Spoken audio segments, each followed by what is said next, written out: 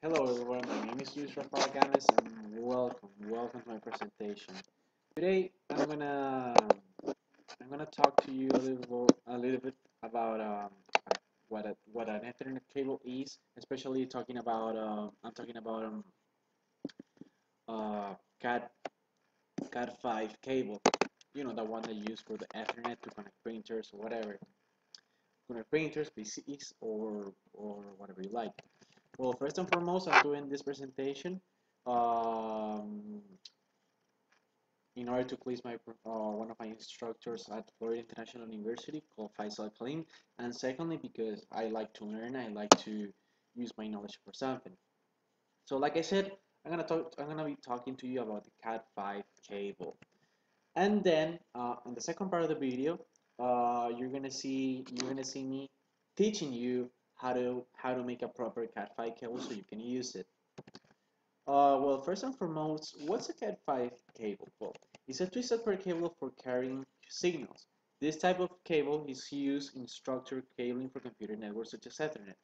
The cable standard provides network up to 100 MHz and is suitable for 10 base T, 100 base TX, which means fast Ethernet, and 1000 base T, which is a gigabit internet. But if you buy something if you find like if you find if you buy something like a router or a switch and it says 1 gigabit uh, LAN, that means it's a gigabit Ethernet, or in other words, 1000 base T.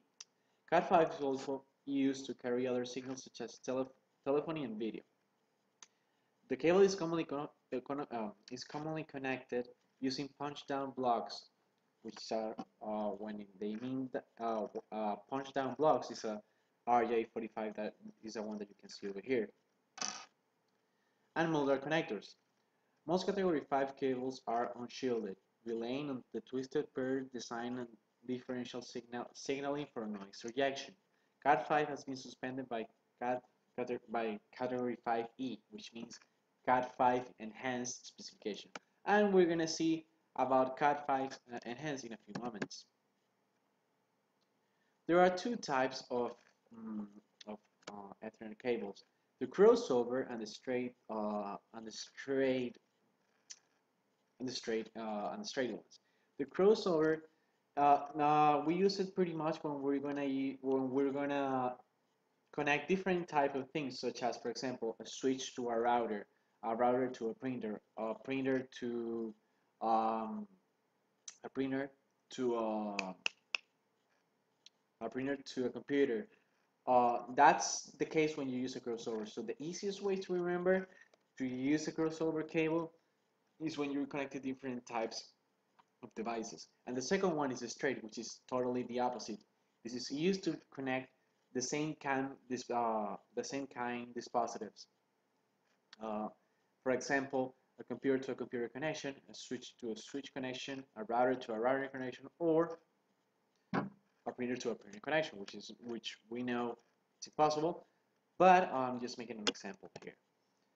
Uh, the distance, it plays a really important role because it's going to determine if the cable is available for that type of networking or not.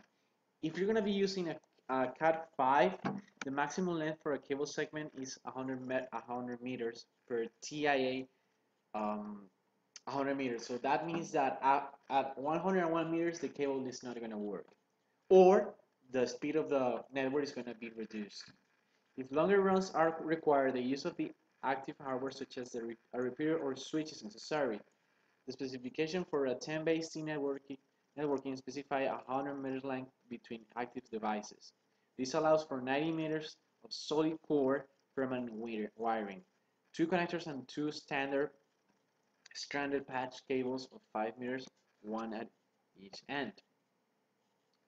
And at the end of this theoretical presentation, we're going to be talking about, like I told you a moment ago, a Cat5 and a Cat5 Enhanced. As its name says, the Cat5 Enhanced is way better. Is updated. It's an updated version of a Cat5. What this means is that the Cat5 has more cables inside the wire than the Cat5, which allows us to navigate from computer to computer, which means a network with more speed, uh, faster, however you want to call it. And as I said over here, the Category 5 specifications improve upon the Category 5 specification by tightening some crosstalk specification and introducing new crosstalk specifications that were not present in the original Category 5 specifications. The bandwidth of Category 5 and 5e is the same, 100 megahertz. Uh, so, in other words, if you wanna get your network faster and you wanna work way better and you wanna improve your network speed, you're gonna have to use a Cat5. There are better versions than these two cables. I'm just mentioning these two because these are the most common use. Nowadays, people is changing the Cat5 to a Cat5e and the Cat6, which is better than the 5 enhanced. So has been the first part of my presentation.